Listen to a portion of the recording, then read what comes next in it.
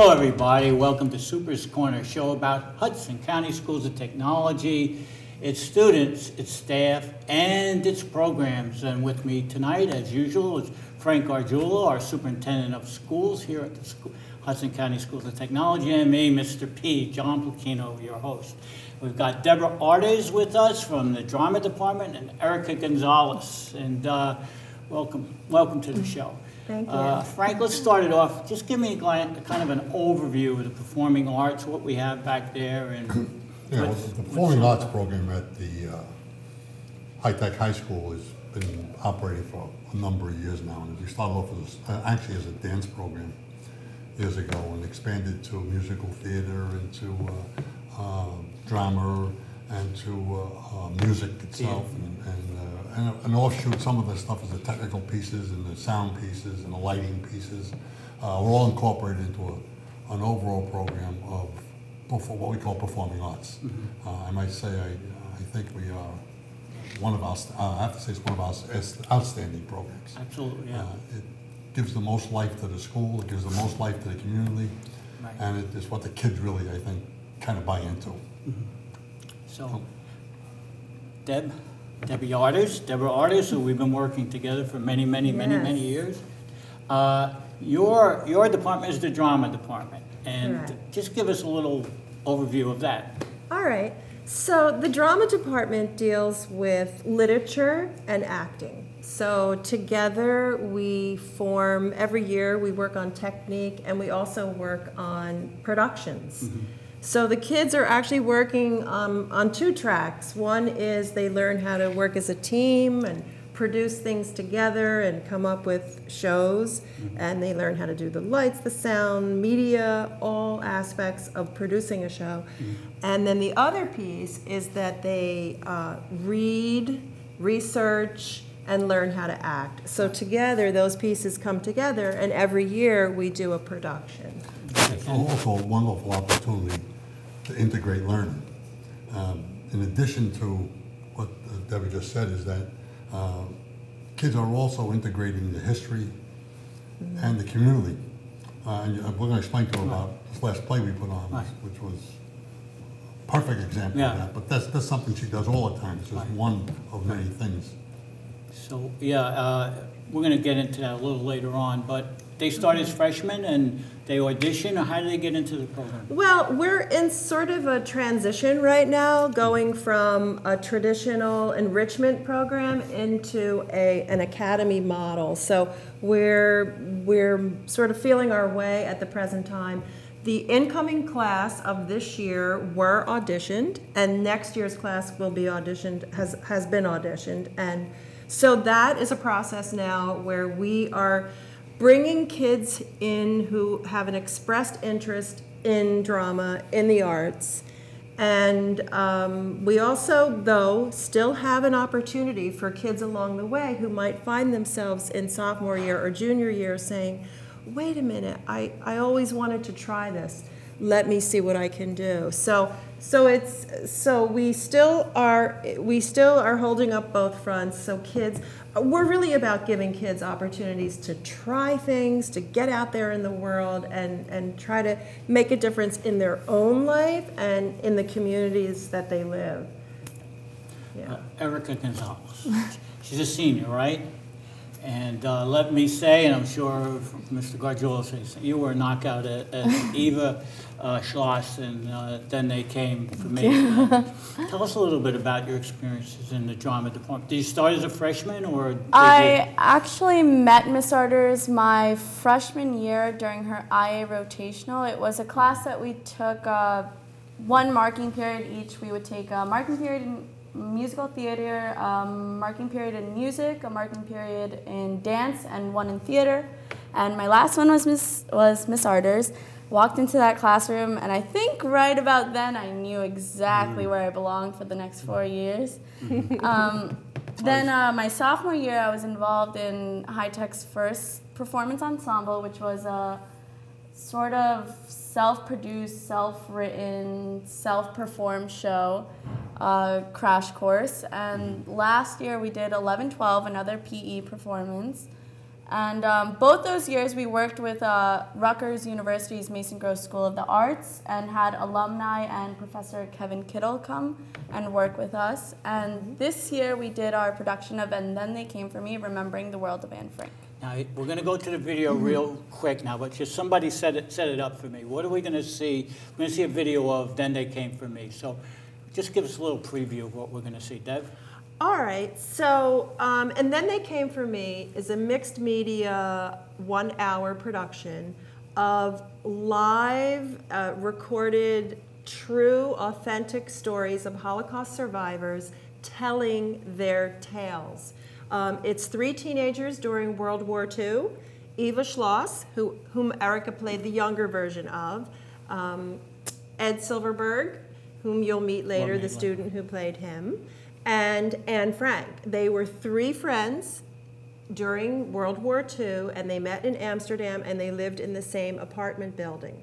So it's the lives of 3 teenagers trying to make it through the years of the World War II. So now let's go to the video, and when we come back, we'll discuss it. Then They Came For Me. We've been in hiding for 2 years. 2 years of having to be quiet. 2 years of peeking out the window. 2 years of being afraid. But today, none of that matters. Today, I don't feel afraid. Today's my birthday. Happy birthday, Evie.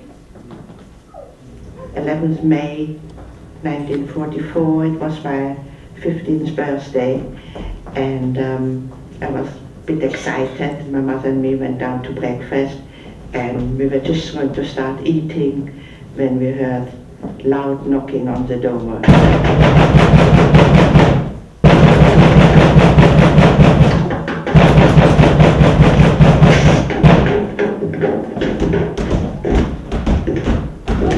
We're just visiting. We're not Jewish. The unit. We haven't done anything. We're not Jewish. We haven't done anything. You do. They just marched us down the street and took us to the Gestapo headquarters where we were going to be interrogated.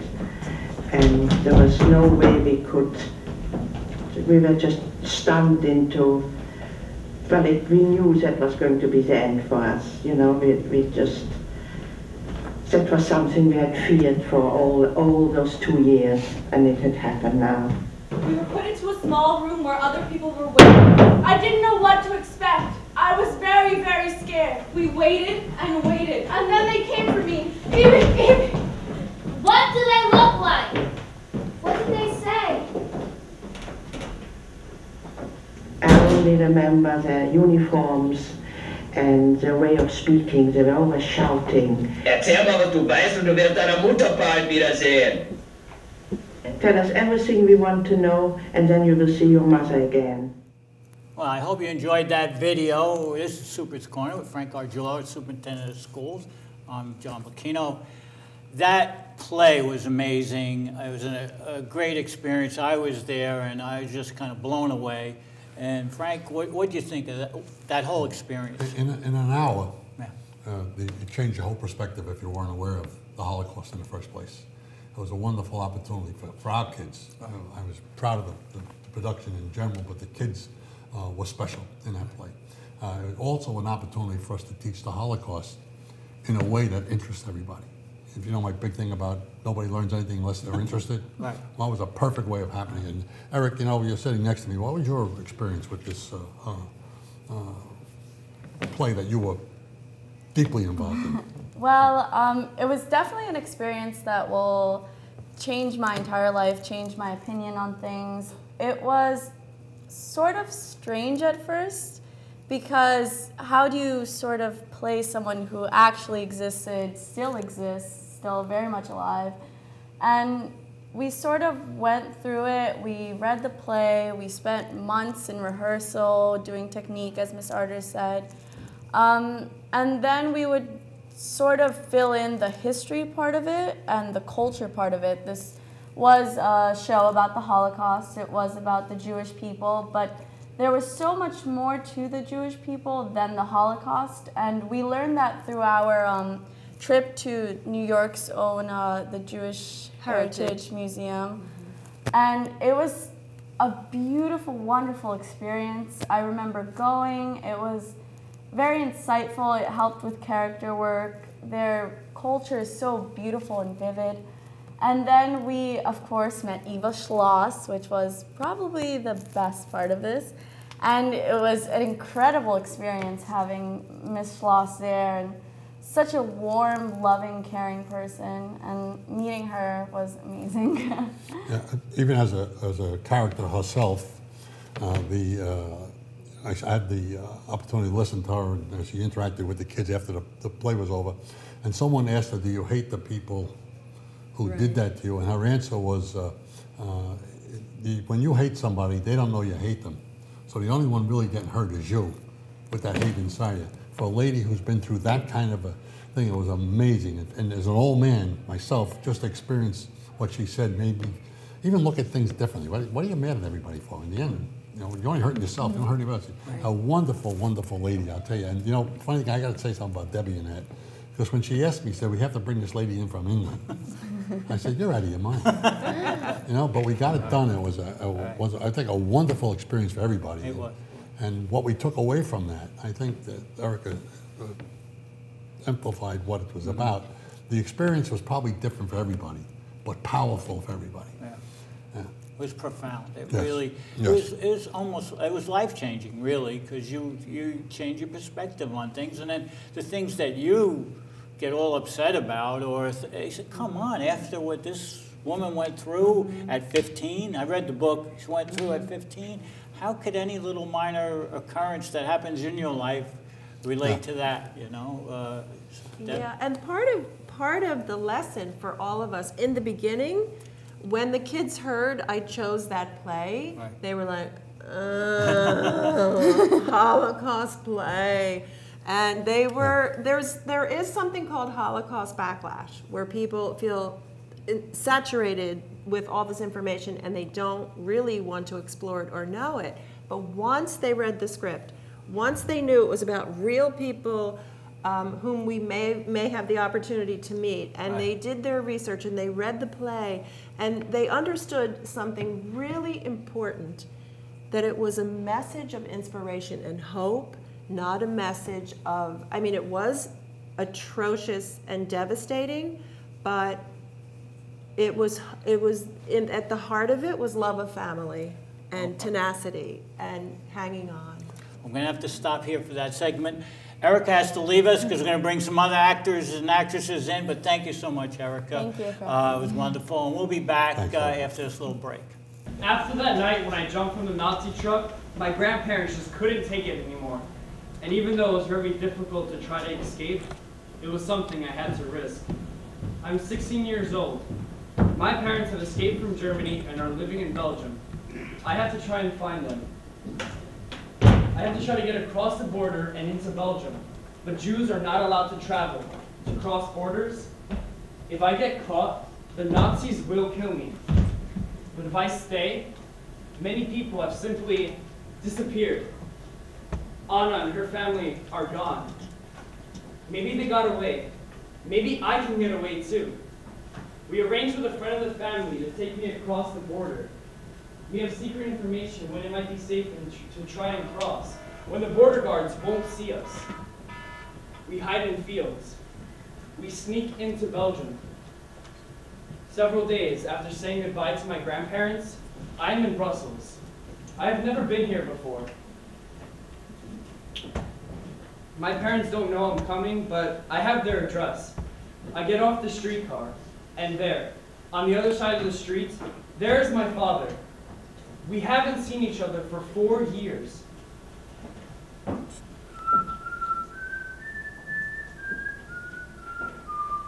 Helmut? Father? How did you get here? How did you find By us? train, on foot, on bicycle. But how did you get across the border? We snuck across. 4 years, Helmut. We haven't seen you for 4 years. Your mother won't believe how much you've grown. His mother? She's fine. Your mother's fine. She'll be so happy to see you. He was stunned at first and happy to see me, of course, and the underlying feeling was always in some way related to the situation. Like, wonderful, I'm happy you're here, but what are we going to do now? Welcome back to Super's Corner, show about the Hudson County Schools of Technology with Frank Ardjula, our superintendent of schools. I'm John Placchino, your host, and we have somebody new on the desk today, Cara Rodriguez, who played the mother in the play that you just saw. Then they came for her, okay? And Cara, what was let's just open it up with Cara. And Cara, what was your experience with that play? And you played the mother of Eva, right? I think it was a really rewarding experience for me. I think the first challenge that I really noticed, besides portraying history, was having to take on the role of a mother. And I'm not a mother, I'm 17.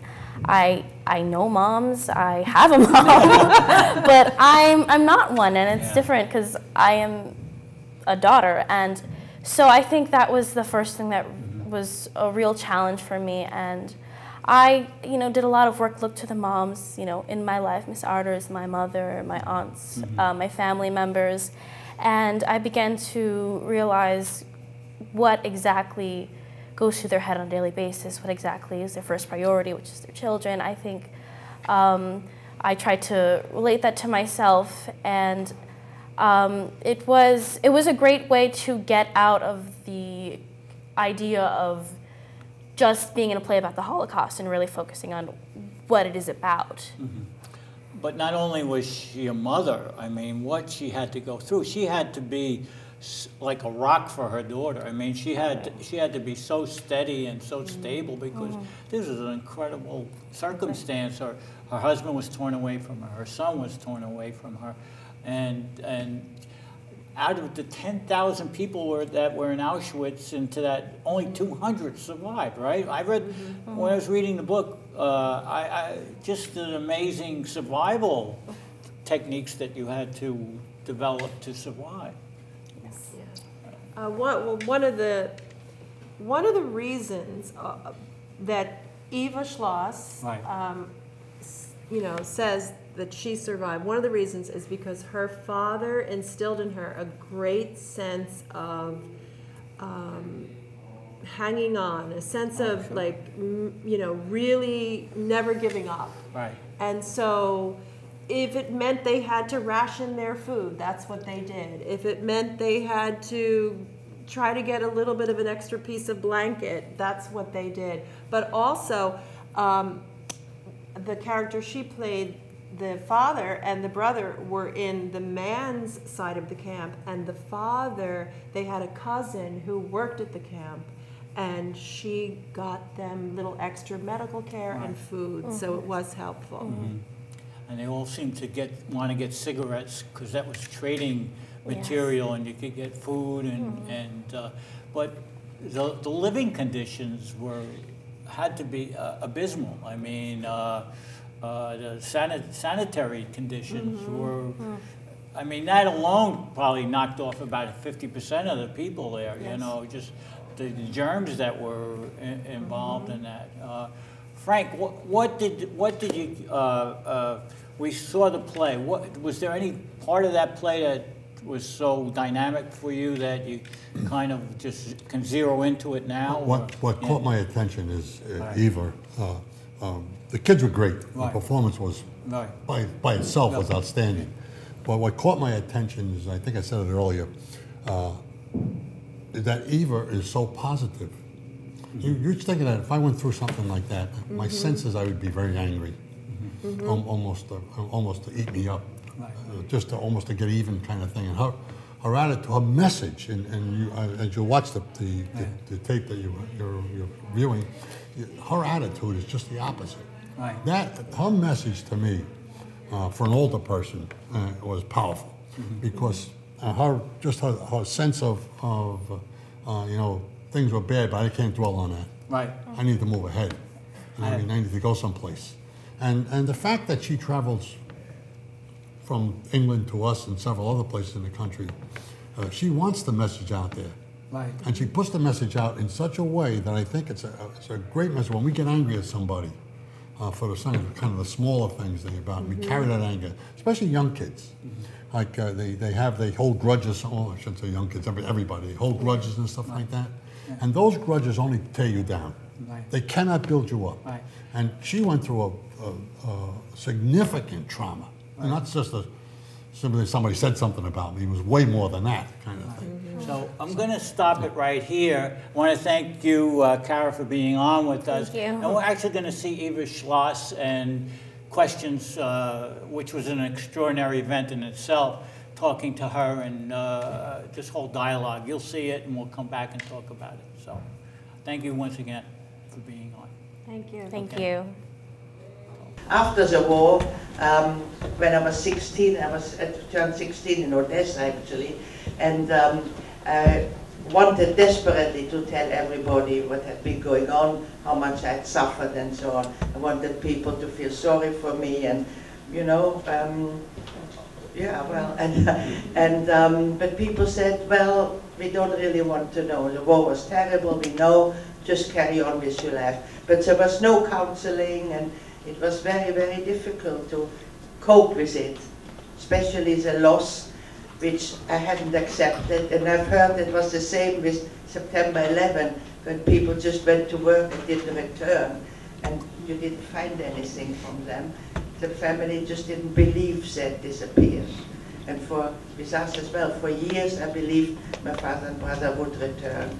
So this made it much more difficult to accept it.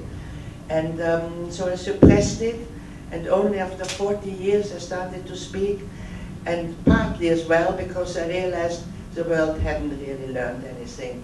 There was a Vietnamese war, and when people tried to escape in little ships, in little boats, and big ships passed them and let them drown. And I said, well, again, you know, the world doesn't care. So, and most Holocaust survivors started to speak after about 40 years. And it became compulsory. That's how the play came into being, because it became compulsory in New Jersey to teach the Holocaust. And that's why Susan Kerner is here from George Street Playhouse at the time, commissioned James Still to write a play connected with Anne, but about other young people who went through the Holocaust, but who survived. So this is how it came about, and it's been a success story. It's been performed all over, all the time. Even in other countries? Yeah, we have been with it in Australia, in China, in London we have been in the Russian embassy, in the Chinese embassy, in Latvia, which is near Russia, in Germany once.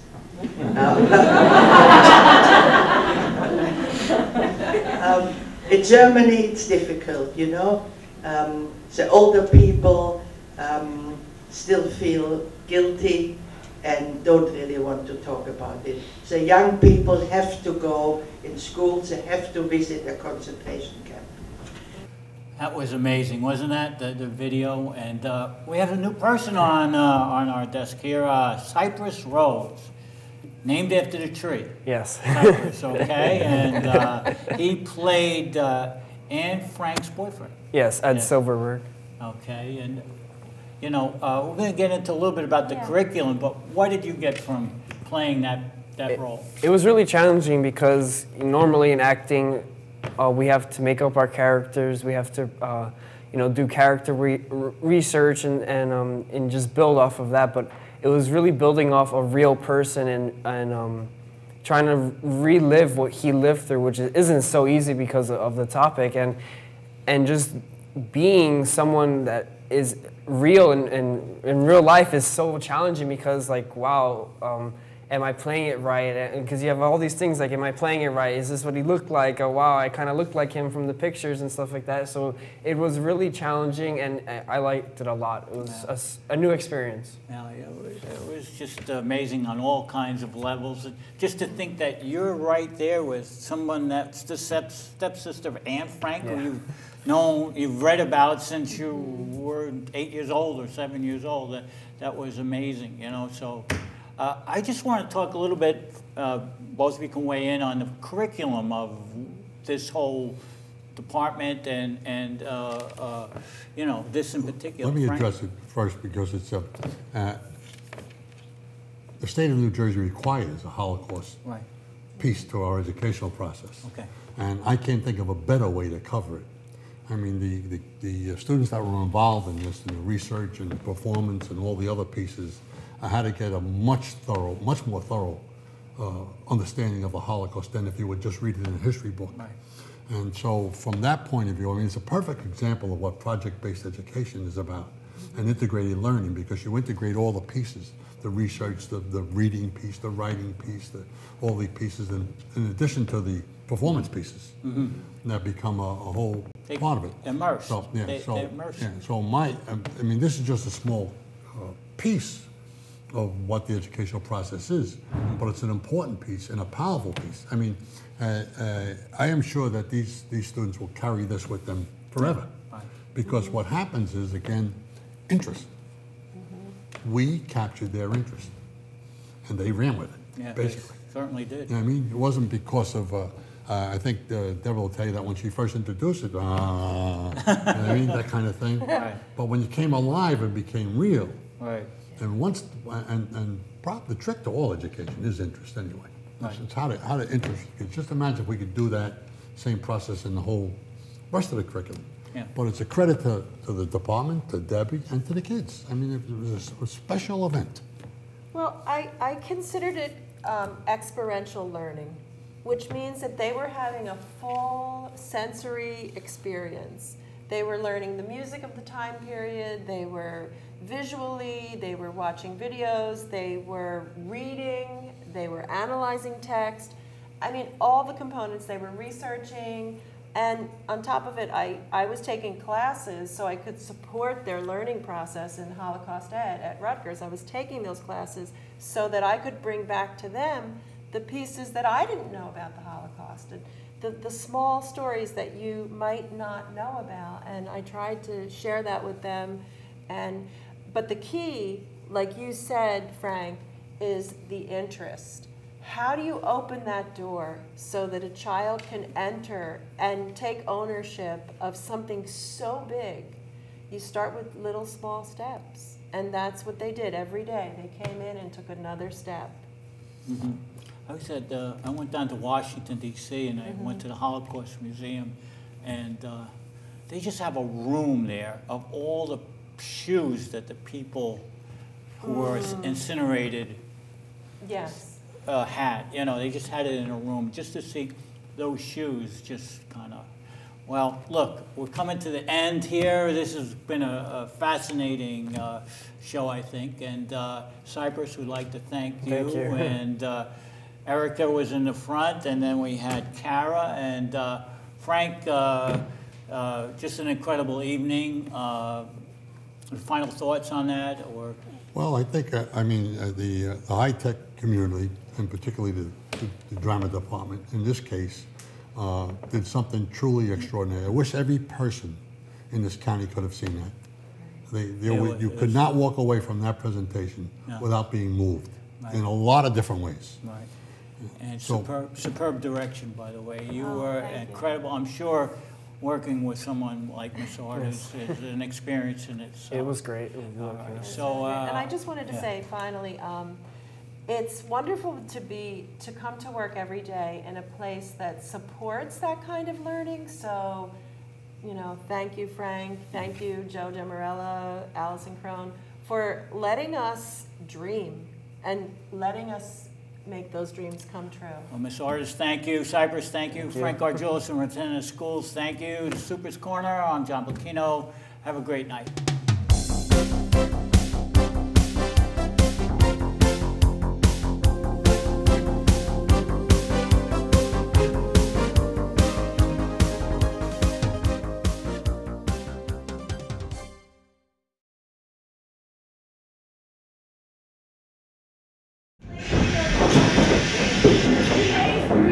We don't know when it is day. We don't know when it is night. The train is like cattle cars. They were cattle cars. It was just big wagon with 2 iron doors. There was nothing in it whatsoever. No bedding, no nothing. We got buckets for toilet facilities. 100 people are pushed together in one car. So tight we have to take turns standing, lying. Sitting. Sometimes the train stops. The doors open, ready to come in. Buckets of water across the train. 3 days. 4 days. Hot. Boiling hot. And the doors are closed. And bolted shut from the outside. Where are they taking us? We knew we were going east, but we had no idea yet where we were going to go. Nobody said anything to us. Saujuden, Flucht der Mistbiene! Schnell, schnell, schnell! Der Flucht des Saujuden! The train stops. Yes, the doors of the train. Open. At least we can stretch and breathe a bit of air. Then we saw on the platform the big sign Auschwitz, and we knew this was the death camps. So again we thought, well, that's it. Our last hour had arrived. Put it on, Evie. It's hot. Wear the flattened coat and maybe they'll let you keep it. You look a smart young lady now. Men auf die eine Seite! Men and women to different sides. God will protect university. Men auf die eine Seite! Frauen auf die andere Seite! This is when I saw my father and mother saw for the last time, and we kissed goodbye, and then we separated, and my mother and me went to one side, and my father and mother to the other side. Fünfer rein! And then Fünfer there was rein! a commands, rows of 5, rows of 5.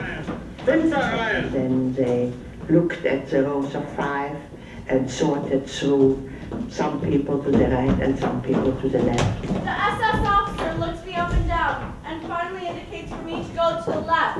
Soon Muji joins me. Many mothers lose their daughters to the other group, to the wrong side. All the people who went to the wrong side went straight to the gas chambers and were never seen again.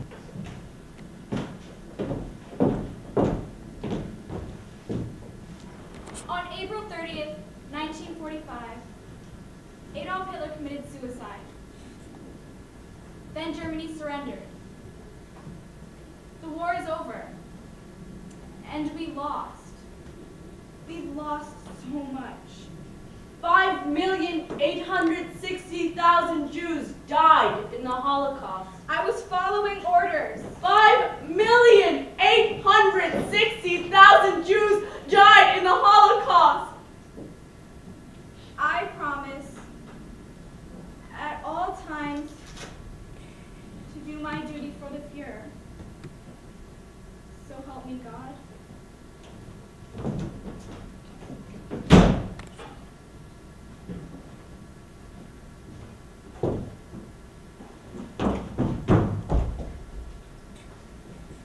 My name is Helmut Silberberg. I was born in 1926 and later in Germany and later moved to Holland to escape the Nazis. My nickname is Hello, which is what Anna Frank called me in her diary. When I was a teenager, I escaped again and hid from the Nazis in a townhouse in Belgium. My name is Ed Silverberg now. After the war, I married my wife, Marlies. We live in Hackensack, New Jersey. We have 2 children and 2 grandchildren. My name is Eva Geringer. I was born in Austria in 1929. When I was a teenager, I was in hiding for 22 months in Holland. I was arrested by the Nazis and spent 9 months in the Auschwitz-Birkenau concentration camp. After the war, I married Swie Schloss. We live in London, England. We have 3 daughters and 4 grandchildren. What about Anna and her family? What happened to them? Anne's mother, Edith Frank, died at the Auschwitz-Birkenau concentration camp. Anne and her sister, Margot, died at the Bergen-Belsen concentration camp within days of each other. Only Otto Frank survived. After the war, in 1953, he married my mother. We really wanted to make a new family again. My brother, my son,